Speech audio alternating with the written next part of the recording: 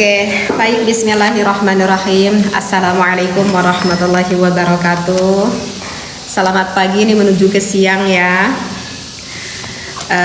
Insya Allah kali ini mungkin Teteh tidak ada keranjang kuning yang akan menemani kalian.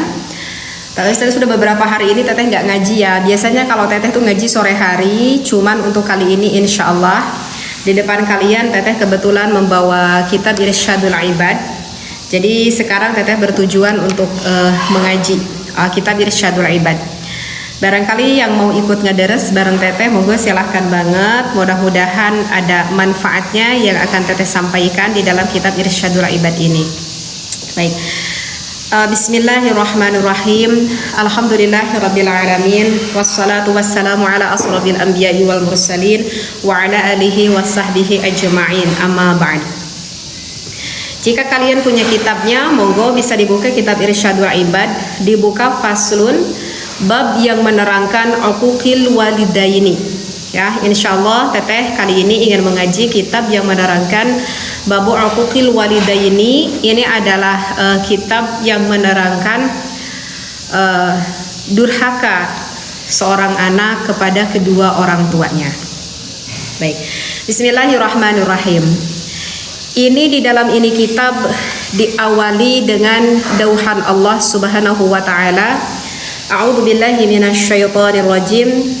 Wa'budullaha wa la tusyriku bihi syai'an wa bil walidaini ihsana. Diawali dengan ayat Al-Qur'an. Wa'budullah, kata Allah, sembahlah Allah. Kemudian wala tusyriku, dan janganlah kamu mempersekutukan Allah bihi syai'an, dengan sesuatu apapun, wabil walidaini ihsana. Ini langsung di dalam ayat Al-Qur'annya, ini langsung ada perintah dari Allah agar kita harus berbuat baik kepada ibu bapak kita, kepada kedua orang tua kita. Ini langsung ayat Al-Qur'annya seperti itu. Kemudian di referensi selanjutnya di dalam ini kitab semakin dipertegas bagaimana sih caranya kita harus berbuat baik kepada orang tua kita. Qala Ibnu Abbas, ini yang disampaikan oleh Imam Ibnu Abbas, yuridul birra, Allah menghendaki kita itu berbuat baik bihima, kepada kedua orang tua kita, ma'al lutfi, maka haruslah kita itu bertutur kata lemah lembut kepada kedua orang tua kita. Walainil janibi, dan kita harus beramah tamah kepada kedua orang tua kita. Ya, seperti itu. Fala yaghlidhu lahuma, dan kita itu tidak boleh di depan orang tua kita itu berbicaranya kasar seperti itu. Meskipun terkadang ada ya di dalam suatu adat, di dalam suatu wilayah ada tutur kata yang memang seolah seperti katanya tuh tinggi, padahal menurut dia tuh biasa-biasa aja gitu ya. Di suatu daerah kan suka ada contoh kayak orang Medan gitu ya. Kalau kita berbicara dengan mereka beliau tuh kayak yang marah gitu, padahal sebetulnya gak marah, memang begitu logat bahasanya ya. Kalau itu berbeda lagi seperti itu ya. Mungkin paham ya yang dimaksudkan di sini, berbicaranya yang cukup kasar dengan kata-kata yang nggak pantas gitu ya, yang kita obrolin gitu terhadap kedua orang tua kita. Fil jawabi, di dalam menjawab, misalkan orang tua kita bertanya kepada kita selaku anaknya, tetapi kita menjawab begitu dengan kasarnya, naudzubillah, wala yahiddu an-nadhara, dan kita jangan menajamkan pandangan mata kita ya terhadap alaihima, terhadap kedua orang tua kita. Tutur katanya yang baik, pandangan mata kita itu gak boleh tajam kalau kita melihat kedua orang tua kita. Ya kalau misalkan kita lagi kesel gitu ya ke seseorang misalkan, maka kalau kita lihat pandangan matanya itu sangat tidak nyaman kalau kita lihat. Mungkin bisa difahami di sini ya. Wala yarfa'u sautahu alaihima. Kemudian diteruskan cara kita beradab tata krama juga itu wala yarfa'u. Kita tidak boleh menarikkan, meninggikan suara kita di depan orang tua kita. Gimana teh kalau misalkan suaraku emang tinggi, memang lantang? Mungkin sudah paham suara di sini, ya. Suara di sini mungkin dan sudah paham. Bal yakunu baina yadaihima, akan tetapi jika kita yang sedang berada di hadapan kedua orang tua kita, maka Ibnu Abbas mengatakan mislal abdi, kita itu harus bisa seperti seorang hamba, ya, baina yadaya sayyidihi tadallulan lahuma, seperti itu. Maka kita itu harus seperti seorang hamba sahaya yang ada di depan tuannya, dengan sikap tunduk, dengan sikap merendah kita terhadap kedua orang tua kita, ya. Selamat pagi Kakak Raden, Kakak Kiswandi juga. Seperti itu. Jadi kalau kita sebagai seorang anak, ya ibarat barusan disampaikan bagaimana tindak seperti seorang hamba sahaya di depan tuannya. Seperti itu, di depan dunungannya, ya. Maka tidak berani bertutur kata yang cukup tinggi, selalu merunduhkan di depan kedua orang tuanya. Tetapi bukan berarti kita tidak asyik dengan kedua orang tua kita, ya. Teteh juga punya anak-anak yang sudah cukup dewasa, maksudnya udah punya anak yang gadis, yang udah bujangan, pemuda. Teteh bergaul dengan anak-anak teteh biasa-biasa aja. Anak teteh pun santai seperti itu. Layaknya karena masih gadis-gadis, tadi teteh juga menganggap anak-anak ini seperti teman lah, karena pada umur-umur seperti itu memang membutuhkan sosok orang tua, karena biasanya kalau umur kayak umur 20 tahun ke bawah, kayak umur gadis ya sampai ke umur 20 gitu ya, sampai ke umur 22, itu dia itu biasanya akan lebih cenderung mendengarkan teman-temannya daripada mendengarkan orang tuanya.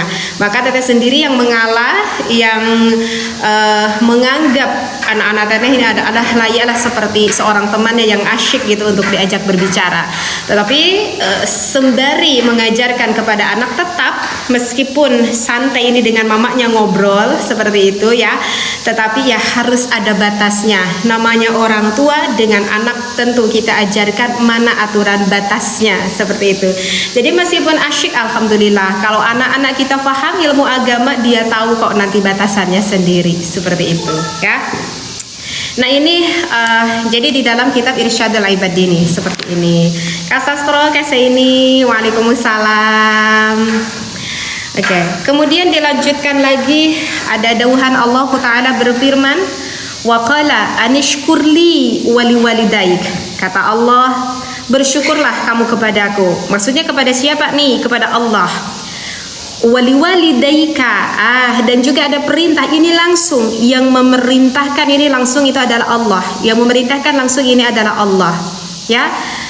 Dan juga harus berbuat baik kepada ibu bapakmu. Ilayyal masir, hanya kepada kulah engkau kembali. Ini ada di dalam surat Al-Luqman ya. Ini dalam surat Al-Luqman.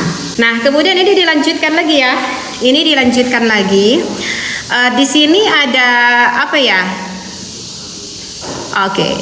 Di sini ada yang disampaikan oleh Sayyidina Ibnu Abbas. Di sini ada yang disampaikan oleh Sayyidina Ibnu Abbas.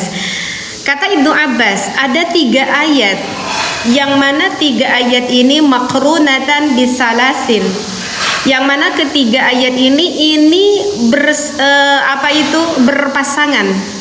berpasangan. Kakak Iing Kenon, kalau kakak pengen beli produk kopinya, kakak coba masuk ke akun. Kakak coba masuk ke akun, di atas video itu ada keranjangnya ya kak ya. Di atas video ada keranjangnya. Monggo silahkan kakak. Ya, kakak masuk dulu ke akun Alasra, di atas video teteh ada keranjangnya. Silahkan kalau kakak mau beli ya.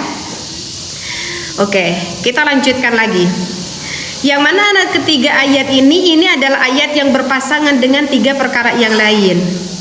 Yang mana ketiga hal ini Allah itu tidak akan menerima satu amal ibadah kalau misalkan tidak disertai dengan pasangannya. Jadi amal ibadah ini bergandengan. Kalau kita hanya melakukan satu, maka yang satunya lagi amal ibadahnya itu tidak akan diterima oleh Allah. Baik. Yang mana nih ketiga ayat itu? Ketiga ayat itu yang pertama itu diturunkan di dalam surat An-Nisa, dan ini juga diturunkan di dalam surat An-Nur, dan juga diturunkan di dalam surat Muhammad. Ihdaha qauluhu ta'ala, ati'ullah wa ati'ur rasul. Ayat Al-Quran yang pertama itu adalah itu, ati'ullah wa ati'ur rasul. Artinya taatlah kamu kepada Allah dan taatlah kamu kepada Rasulmu. Jadi kalau misalkan kita yang mengaku selaku orang muslim, kita taat kepada Allah tetapi kita tidak taat kepada Rasulnya, ya, kita tidak mengikuti ajaran Rasulnya, maka itu tidak dikatakan seorang hamba yang taat kepada Allah. Jadi kalau kita mau taat kepada Allah, tentu kita itu akan bergandengan dengan taat kepada ajaran Rasulnya. Karena apa? Karena ya memang tugasnya Rasul diturunkan ke muka bumi ini untuk menyempurnakan akhlakul karimah. Kemudian ilmu-ilmunya diturunkan melewati jembatan wasilahnya. Kalau kita kan umatnya Nabi Muhammad, baginda Nabi Muhammad sallallahu alaihi wasallam. Ya, jadi gak logis lah, sama logika akal juga. Ya gimana kita mau taat kepada Allah kalau kita tidak taat kepada Rasulnya? Seperti itu. Ya. Nah, itu adalah ayat yang pertama. Kemudian ayat yang kedua, as-saniyatu qauluhu ta'ala, wa aqimus salata wa atuz zakah. Seperti itu. Waalaikumsalam Kakak Zul. Ya, apa? Wa aqimus salata wa atuz zakata. Kata Allah, dirikanlah kamu salat dan tunaikanlah kamu zakat. Ya, waalaikumsalam Kak Nur Fadli. Jadi kalau misalkan kita setiap hari udah biasa nih salat, maksudnya salat fardu di sini ya, salat fardu, salat yang 5 waktu. Kita dikasih kekayaan sama Allah, ya biasa kita suka sholat tiap hari, zuhur, asar, maghrib tidak terlewat gitu. Kita dikasih kekayaan sama Allah, ya dikarenakan kita sudah nisab, kita sudah haul seperti itu, tetapi kita tidak mau mengeluarkan zakat malnya misalkan, ataupun zakat-zakat yang lainnya, maka sholat yang kita lakukan setiap hari itu tidak akan diterima oleh Allah kalau kita tidak mau mengeluarkan zakatnya. Apakah banyak yang tidak mengeluarkan zakat? Banyak.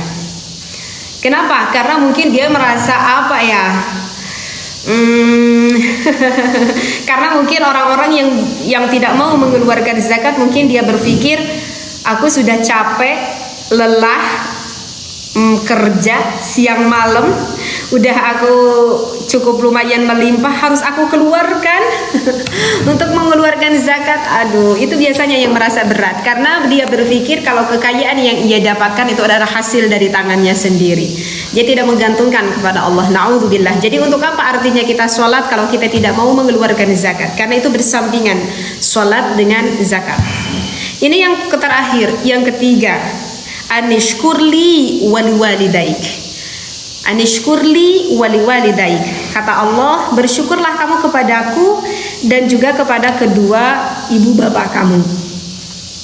Jadi langsung perintah Allah. Jadi kalau misalkan kita bersyukur, kita bisa bersyukur atas segala yang Allah kehendaki kepada kita, tetapi kita tidak bersyukur, kita tidak bisa khurmah kepada kedua orang tua kita, maka sudah hilang semua rasa syukur itu kita kepada Allah. Ini langsung hubungannya dengan Allah loh, dengan Allah ini, dengan Allah. Masya Allah, berarti ini menunjukkan pahala yang sangat luar biasa kalau kita bisa khurmah kepada orang tua kita. Ini pahala yang sangat luar biasa, karena setiap pahala yang cukup tinggi maka rintangannya pun cukup tinggi ya. Maka ada yang curhat, tapi teh gimana kan?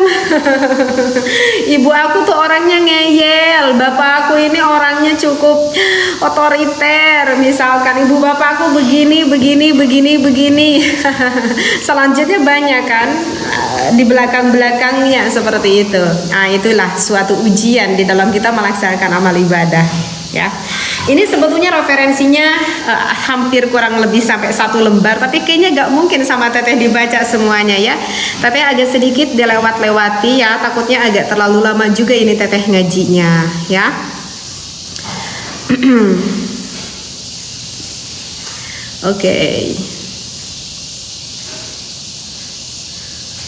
Oke. Di sini dilanjutkan ada hadis nih ya. Ada hadis dari baginda Nabi Muhammad sallallahu alaihi wasallam. Wasahha. Ini hadisnya ini telah sahih ya. Jadi diceritakan begini, anna rajulan, ada seorang laki-laki ya, anna rajulan, ada seorang laki-laki jaa, datang yasta'dzinun nabiyya sallallahu alaihi wasallam. Datang nih meminta izin kepada baginda Nabi Muhammad sallallahu alaihi wasallam.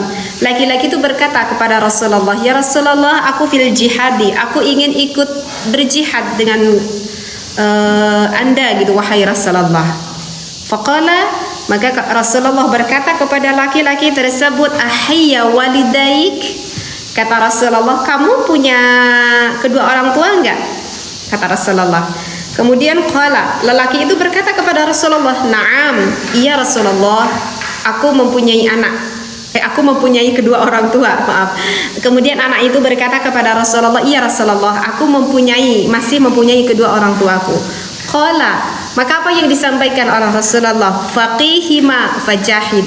Ya udah, kata Rasulullah, kamu gak perlu ikut berjihad, kamu tidak perlu ikut berperang dengan aku. Sudah, kamu cukup aja berjihad di rumah kamu. Kamu masih punya ibu bapak, sudah, kamu berjihad saja. Urus aja itu kedua orang tua kamu. Jika kamu mengurusi kedua orang tua kamu, itu sudah termasuk jihad. Kalau orang yang meninggal di dalam keadaan jihad, maka orang tersebut akan masuk ke dalam surganya Allah tanpa hisab. Bayangkan, orang tersebut akan masuk tanpa hisab, seperti itu. Ya, itu termasuk kata Rasulullah, kalau kita mengurusi kedua orang tua kita, itu termasuk jihad. Subhanallah. Jadi ini bisa kita renungkan ya, bagaimana baginda Nabi Muhammad sallallahu alaihi wasallam berbakti kepada kedua orang tuanya dan melayani kepada kedua orang tuanya. Kata baginda Rasulullah, pahala yang begitu luar biasa sekali ya, dan tentu ini pastilah tidak mudah seperti itu. Kemudian di sini juga dilanjutkan nih, wa akhraja Ahmad wal Bukhari wa akhraja Ahmad wal Bukhari Ani bin Umar qala Rasulullah sallallahu alaihi wasallam, ya. Lagi ngaji kitab Irsyadul Ibad. Kakak kopi hitam teteh lagi ngaji kitab Irsyadul Ibad, kakak kopi hitam. Ini ada hadis yang mengatakan al-kabair. Ya. Al-kabair itu apa? Ada dosa besar ya. Ini yang termasuk dosa besar. Kata Rasulullah, yang termasuk dosa besar diantaranya itu adalah al-isyraku billah. Tentu yang pertama kita adalah menyekutukan Allah. Na'udzubillah min dzalik. Kemudian yang kedua, wa uququl walidaini. Kita selaku anak durhaka kepada ibu bapak kita, itu kata Rasulullah termasuk dosa besar. Wa qatlun nafsi wal yaminul ghamusu. Yang ketiga, membunuh jiwa, dan yang keempat, wal yaminul ghamusu, melakukan sumpah palsu. Jadi ada 4 dosa yang termasuk dosa yang besar. Bahkan kalau kita durhaka kepada ibu bapak kita, maka itu termasuk dosa besar, kata Rasulullah yang kedua yang disampaikan. Na'udzubillahi min dzalik. Ya Allah, ini banyak nih hadis-hadisnya juga banyak, ini hadisnya banyak ya. Kemudian ada 3 perkara lagi yang tidak akan bermanfaat bersamanya amal. Oke, ini dilanjutkan lagi nih. Ini dari Imam Tabrani nih. Ini dari Imam Tabrani an-Sauban. Jadi di sini dikatakan ada 3 sesuatu hal yang tidak akan bermanfaat bagi diri kita kalau kita mau melakukan amal apapun. Tidak akan bermanfaat amal kita. Kita suka sholat, kita suka ngaji Quran, kita suka bersedekah, kita suka melaksanakan sholat sunnah, amal apapun itu, amal apapun itu, Allah tidak akan menerima amal kita kalau kita melakukan 3 hal ini. Melakukan apa itu ya Rasulullah? Melakukan apa ya Rasulullah? Yang pertama, asyirku billah. Yang pertama, asyirku billah. Yang pertama itu adalah kita menyekutukan Allah. Itu jelas. Di dalam segala dosa apapun itu yang besar, tentu yang pertama itu adalah menyekutukan Allah. Karena kalau menyekutukan Allah itu sudah jelas keluar ketauhidan kita. Kemudian yang kedua itu adalah Ini yang udah termasuk yang kedua. Wa aququl walidain. Kita durhaka kepada kedua orang tua kita, dan kita kabur, wal firaru minaz zahafi, dan kita kabur ketika kita sedang berperang dalam keadaan berkecamuk gitu ya. Ya Allah, kita kan nggak lagi perang ya. Cuman kalau misalkan kita durhaka terhadap ibu bapak kita, semua amal yang kita lakukan udah hilang semuanya, bersih.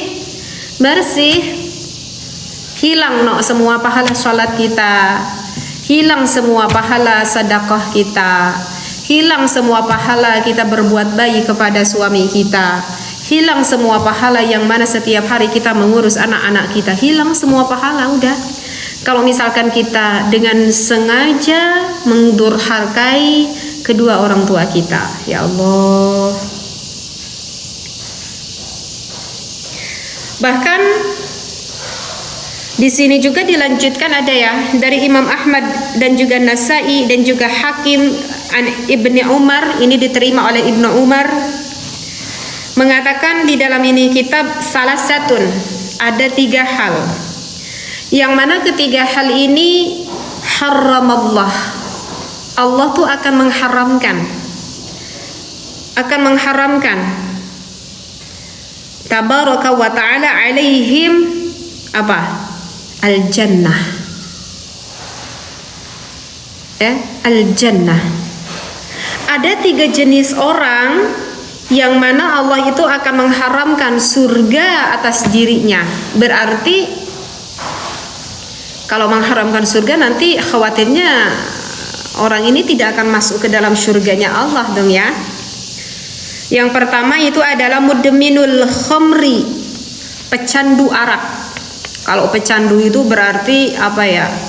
Kayaknya udah pecandu itu kayaknya udah nggak bisa berhenti ya. Tapi kemudian wal aqul liwalidayhi, ini juga sama tingkatan yang kedua, durhaka kepada orang tuanya. Dan yang ketiga itu adalah dayus. Itu gimana nih teh? Kan banyak sekarang yang suka mabuk-mabuk tuh banyak. Kan ini bahasanya juga pecandu. Apapun dosa itu, sebesar apapun dosa itu ya, kalau kita bertobat, maghfirah Allah, rahmat Allah itu lebih luas. Rahmat maghfirah Allah itu lebih lebar daripada dosa yang kita lakukan. Maka ya kalau sebesar apapun dosa, ya kalau kita bertaubat, tentu pasti Allah akan mengampuni dosa-dosa kita. Cuman masalahnya bertaubatnya benar apa enggak nih? Gitu ya kan? Karena kan kalau misalkan kepada orang tua itu kan hubungannya dengan hablum minan nas ya, bukan hablum minallah saja. Kalau orang yang meminum arak, dia tuh urusannya pribadi, dia langsung berhubungannya dengan Allah aja. Dia cukup bertaubat, dia berhenti dari araknya, Allah akan ngampuni. Tapi kalau berhubungan dengan orang tua kan itu hablum minan nas, hubungannya dengan hati kedua orang tua kita. Maka tidak cukup kita bertaubat kepada Allah kalau misalkan kita belum mendatangi dulu kedua orang tua kita. Kita mohon meminta ampun dan meminta maaf kepada kedua orang tua kita. Baru nantinya kalau kita sudah meminta maaf kepada kedua orang tua kita mengampuni, baru kita bertaubat kepada Allah. Seperti itu, ya. Jadi ini pembahasannya banyak sekali hadis yang lebih spesifik yang menerangkan gitu ya, yang berhubungan terhadap kedua orang tua kita, seperti itu. Ini sama Teteh agak dilewat sedikit kayaknya ya. Agak dilewat sedikit ya, karena memang ini hadis-hadis yang lebih memperkuat, tetapi pembahasannya ini tidak terlalu jauh nih ya. Oke nih, sekarang kita lanjutkan nih. Di sini ada riwayat ya. Di sini ada riwayat. Waruwiya, di sini diriwayatkan. Ada riwayat seperti ini. An Alqamah. Oh ya oke. Teteh paham nih. Teteh pernah mendengar ini cerita tentang Alqamah. Tentang Alqamah. Siapakah itu Alqamah? Beliau ini termasuk sahabatnya Nabi ya. Bukan kakak kopi hitam, bukan Nasaihul Ibad, Irsyadil, bukan Nasaih Tetapi kopi hitam teteh ngajinya irsyadul ibad, bukan nasaihul ibad. Irsyadul ibad kali ini yang teteh buka kitabnya. Nah, di sini ada diceritakan ya, dulu ini masih ada baginda Nabi Muhammad SAW. Teteh tidak baca seluruh referensinya ya, tapi teteh insya Allah sudah sedikit memahami akan riwayat ini. Diceritakan namanya adalah Alqamah. Alqamah ini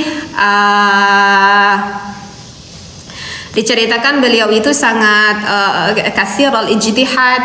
Beliau ini seorang laki-laki yang sangat terlihat oleh orang lain bahwa beliau yang cukup gemar untuk melakukan ibadah, yang banyak sekali melakukan ibadah. Dan itu cukup termasuk orang yang cukup taat ya.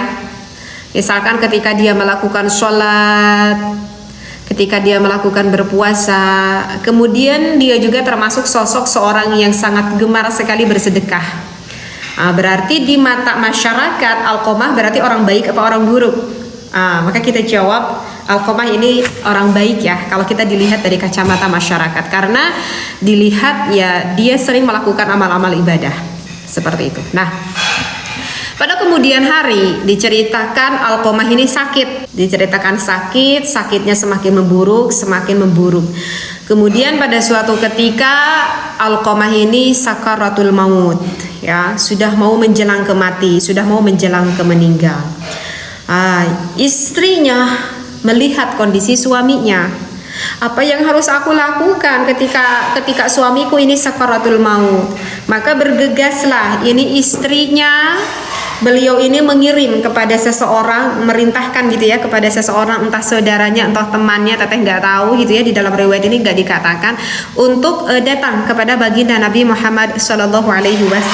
Tolong titip pesan, bilang ya kepada baginda Rasulullah kalau Alqamah suami aku sekarang sedang sakaratul maut gitu. Jadi meminta bantuan lah gitu ya kepada baginda Nabi Muhammad SAW. Maka pada saat itu Rasulullah pun pada saat itu mungkin lagi ada perlu yang nggak bisa untuk segera melihat Alqamah. Kemudian baginda Rasulullah mengutus kepada Sayyidina Umar, kepada Sayyidina Bilal, kemudian Wasuhaiban kepada Sayyidina Suhaib. Pergilah Sayyidina Umar, Sayyidina Bilal, Sayyidina Suhaib mendekati Alqamah. Kemudian dituntun agar mengucapkan 2 kalimat syahadat. Nah, ketika dituntun itu Alqamah untuk mengucapkan 2 kalimat syahadat, tetapi apa yang terjadi? Alqamah lidahnya keluh, sulit sekali untuk mengucapkan 2 kalimat syahadat. Kaget itu istrinya. Ya Allah, kenapa itu suamiku?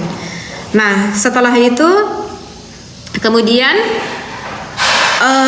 mengutus lagi kepada baginda Rasulullah SAW mengatakan apa yang sedang terjadi.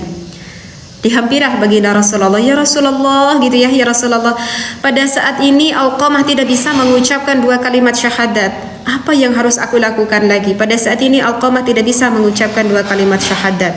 Kemudian Rasulullah berkata, tanya, apakah Alqamah masih mempunyai kedua orang tuanya, atau barangkali Alqamah itu mempunyai salah satu dari kedua orang tuanya? Kemudian iya katanya, Alqamah itu mempunyai, kalau ayahnya itu sudah meninggal tapi masih mempunyai ibu, dan ibunya itu sudah cukup tua renta katanya ya, udah cukup tua renta. Maka baginda Rasulullah udah paham kenapa ini Alqamah tidak bisa mengucapkan 2 kalimat syahadat. Kata Rasulullah, kemungkinan besar ini Alqamah pernah durhaka nih kepada ibunya. Datanglah baginda Rasulullah langsung menghampiri kepada ibunya, mengatakan Assalamualaikum kepada ibunya, bahwa anak anda Alqamah pada saat ini itu sedang sakaratul maut, dan beliau Alqamah yang tidak mengucapkan 2 kalimat syahadat.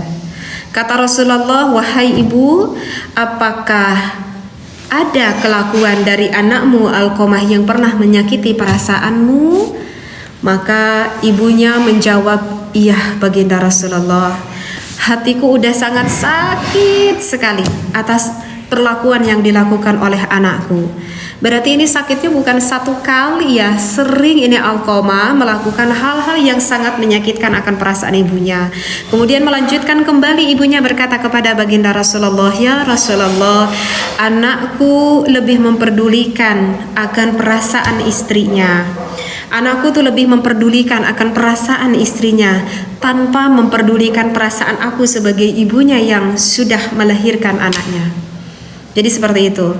Ya berarti ini menunjukkan kalau istrinya Alqamah mempunyai akhlakul karimah yang tidak cukup baik. Karena kalau misalkan istrinya Alqamah mempunyai akhlakul karimah yang baik, kemungkinan besar istrinya akan menyuruh kepada Alqamah untuk memperlakukan yang baik juga. Saking sakitnya hati, kata baginda Rasulullah, kalau begitu ya sudah, kamu maafin aja dosanya anakmu. Kasihan, sekarang Alqamah itu sedang sakaratul maut. Ya. Assalamualaikum Kakak Ali. Tetapi apa yang disampaikan oleh ibunya kepada baginda Rasulullah? Tidak Rasulullah, aku tidak mau memaafkan dosa anakku karena sudah saking sakitnya hati aku ini. Ya Allah, kalau udah hati ini sakit itu terkadang agak sulit ya orang untuk memaafkan meskipun ini anaknya sendiri.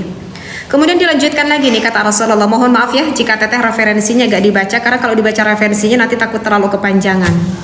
Ya, karena teteh juga sudah paham ya, pernah mendengar kisah ini sebelumnya.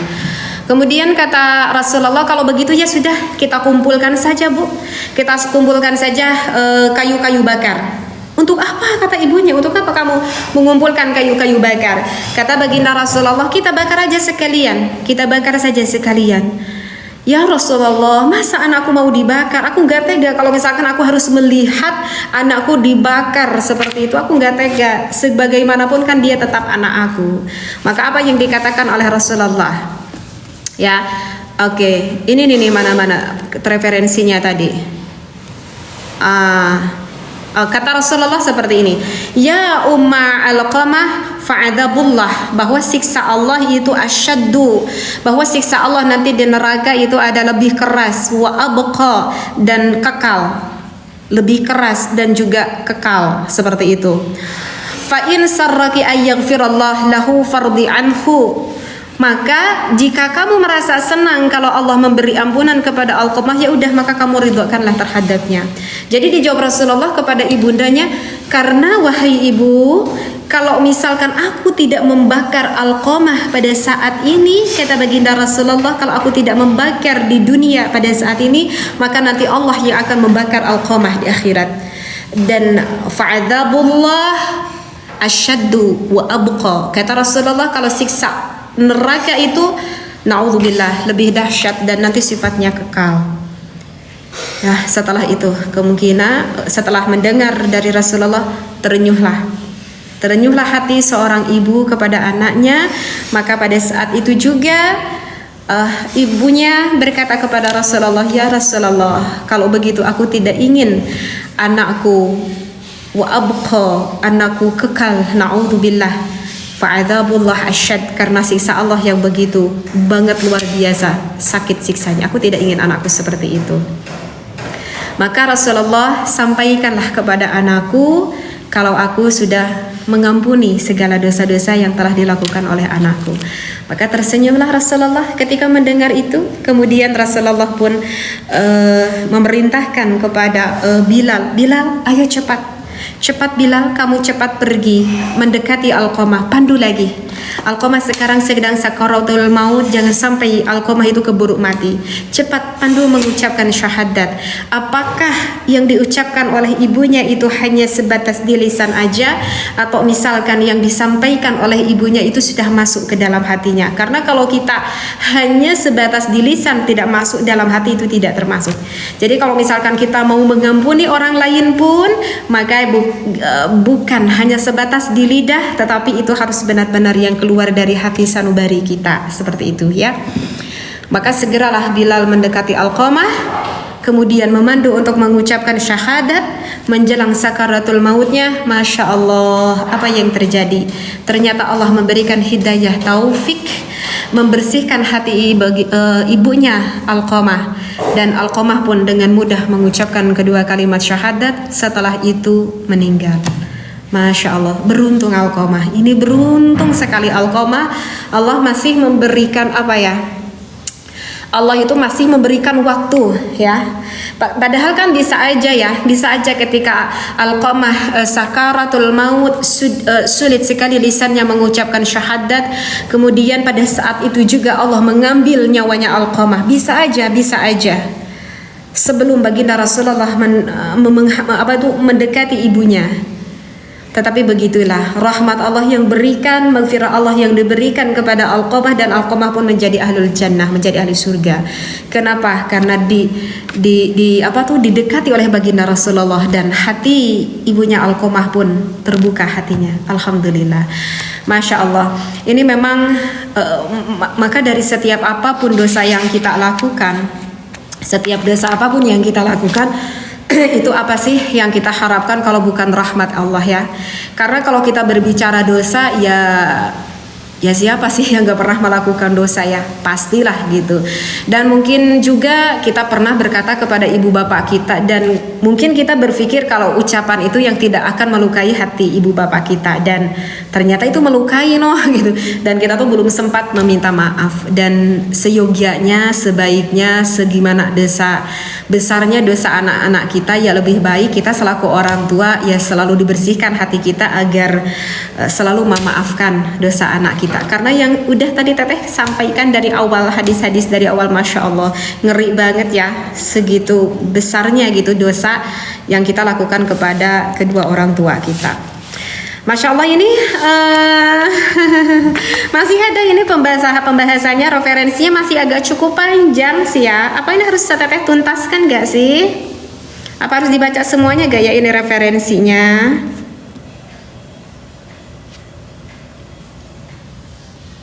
Oke, ini ada satu lagi riwayat nih. Ini ada riwayat lagi yang terakhir ya. Ini ada riwayat lagi yang terakhir. Warwiyah, dan ini diriwayatkan ini dari Syekh Al-Awam bin Hausyabin. Qala, ini berkata, pada suatu ketika dia itu nazaltu murratan hayyan. Dia itu pernah singgah nih ke satu kali ke orang yang masih hidup. Dan di sebelah orang itu masih hidup itu ada area kuburan. Jadi diceritakan ini ada seseorang ya yang menghampiri ada suatu area pekuburan lah seperti itu. Nah, lalu kalau setiap asar ada satu kuburan, ini ada cukup aneh. Ketika asar maka si area kuburan itu selalu terbuka.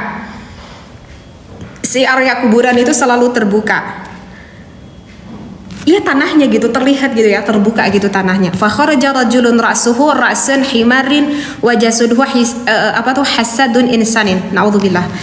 Lalu ketika si area kuburan itu terbuka, lalu keluar di dalam area kuburan itu seorang mayit, dan itu seorang laki-laki.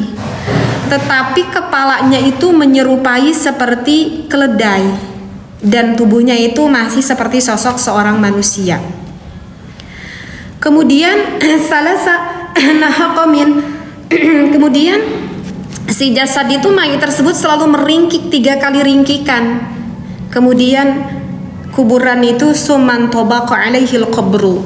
Kemudian si kuburan itu pun tertutup kembali. Ya Allah. Nah, kemudian ia bertanya nih kepada, di sini dikatakan ajuzun ta'zilu sya'ran aw sufan. Penasaran. Kemudian itu bertanya, kebetulan ada sosok seorang nenek-nenek yang suka menenun kayak bulu, kayak wol lah gitu ya kalau sufan itu.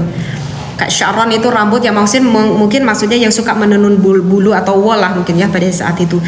Kemudian berkata, nenek tahu nggak gitu. Nenek-nenek tahu nggak itu siapa sih mayit ataupun jasad yang sedang ada di dalam kuburan tersebut yang tadi aku lihat? Kenapa itu mukanya berubah menjadi sosok keledai dan juga suka meringkik seperti itu? Kebetulan si nenek itu tahu akan apa kelakuan yang pernah si jasad itu yang pernah ia lakukan sebelum ia wafat. Kata nenek tersebut, dulu si pria itu sering meminum arak. Jadi yang meninggal itu adalah orang yang peminum arak. Dia sering minum arak. Kemudian ibunya itu selalu memarahi kepada anaknya, anak udah berhenti untuk meminum araknya, mungkin ya seperti itu ya yang dilakukan oleh ibunya. Udah nah cepat berhenti, kamu bertobat nih kepada Allah gitu. Tetapi itu si anaknya nggak peduli dengan apa yang disampaikan oleh ibunya, sampai si hati ibunya tuh merasa sakit gitu ya karena melihat akan kelakuan dari anaknya tersebut. Kata ibunya, wahai anakku, di sini dikatakan kan ya bunaya ittaqillah gitu kan, kata ibunya, kamu takut kepada Allah, ila mata tashrabul khamra, kata ibunya, sampai kapan kamu akan mau minum arak, nah sampai kapan kamu berhenti seperti itu. Lalu pria itu berkata kepada ibunya, ini yang dijawab oleh anaknya. Anti tanhaqina kama yanhaqul himar. Masya Allah. Ini yang dikatakan oleh anaknya, sesungguhnya kamu hanyalah bisa meringkik seperti meringkiknya keledai.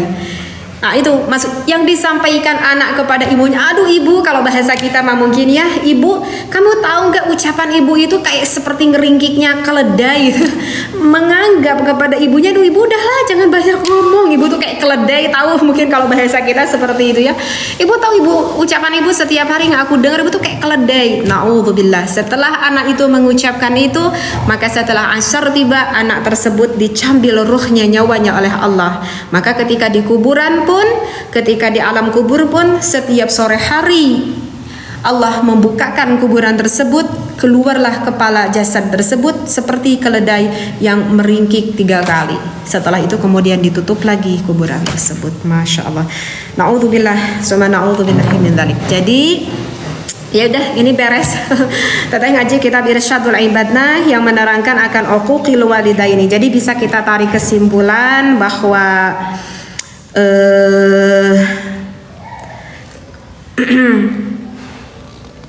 bahwa kalau misalkan kita memutus tali silaturahmi dengan kedua orang tua kita, seperti yang sudah tadi teteh sampaikan juga, kalau kita berakhlakul karimah yang tidak sopan, yang tidak baik kepada kedua orang tua kita, itu termasuk dosa-dosa yang besar, dan bahkan itu bisa membinasakan seluruh amal yang kita lakukan. Mau amal apapun yang kita lakukan, kalau hati kedua orang tua kita sakit akan apa yang kita lakukan, dan kita itu tidak sempat sebelum kita wafat, sebelum kita meninggal untuk bertaubat, memohon ampun kepada kedua orang tua kita, bahkan ini dikatakan al-muhlikati ittifaqan, bahkan ini udah ittifaq, kebanyakan ulama itu sudah ittifaq, maka Allah tidak akan menerima amal-amal yang kita lakukan. Na'udzubillah summa na'udzubillahi min dzalik, dan bahkan kita bisa masuk ke dalam nerakanya Allah dan menyulitkan sekali kita masuk ke dalam surganya Allah.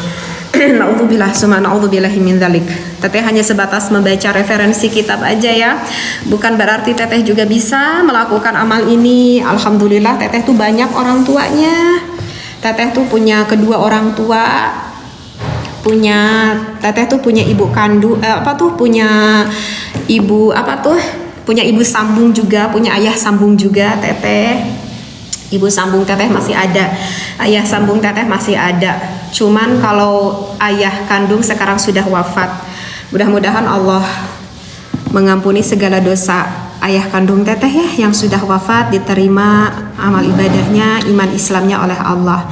Dan ibu kandung masih ada juga. Teteh tuh punya ibu bapak ini kukut, kalau bahasa Indonesianya coba, Irsyadul Ibad, iya kakak kopi hitam ya, amin ya, sama-sama Kak Ali. punya ibu bapak apa tuh, punya ibu bapak kuku tuh apa sih ya? Bahasa Indonesianya tuh apa? Alhamdulillah. Cuman kalau ibu kuku teteh alhamdulillah masih ada. Kalau bapak kuku teteh sekarang sudah wafat. Dan juga punya ayah bapak mertua juga alhamdulillah. Jadi teteh tuh banyak sekali ibu bapaknya. Punya 4 bapak, punya 4 ibu. Alhamdulillah teteh kaya sekali ya. Banyak yang mengasihi gitu ya kedua orang tua teteh gitu. Tapi sepertinya teteh harus pamit undur diri. Alhamdulillah sekarang sudah terdengar adzan zuhur. Mudah-mudahan sedikit yang teteh sampaikan banyak ilmu yang bermanfaat bagi kita semuanya ya. Insya Allah. Iya Kak Bagas, nanti sore sama malam lihat lagi live teteh ya. Baik, terima kasih semuanya. Assalamualaikum warahmatullahi wabarakatuh.